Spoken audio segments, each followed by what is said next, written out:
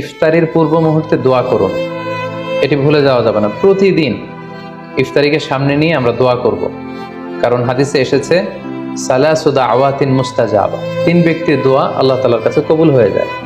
এই দোয়া আল্লাহ কখনো ফিরিয়ে দেন না। এর মধ্যে একটা দোয়া হচ্ছে দাওয়াতুস সাইম, রোজাদারের দোয়া আল্লাহ কখনো ফিরিয়ে দেন না। দাওয়াতুস সাইমি মাকবুল, এটা আল্লাহর কাছে কবুল হয়ে যায়।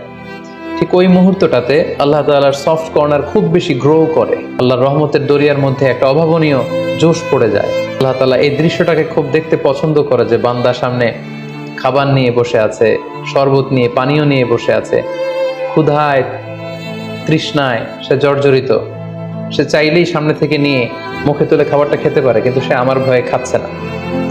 তখন আল্লাহ তাআলা এই দৃশ্যটা দেখতে বড্ড পছন্দ করেন। ঠিক এই মুহূর্তে আপনি যখন বুদ্ধি করে আল্লাহ তাআলার কাছে চাইতে শুরু করবেন, কায়মনো বাক্যে চোখের পানি ছেড়ে, আপনি চাইতে দেরি হবে, এই দোয়া আল্লাহ তাআলার কাছে কবুল হতে দেরি হবে।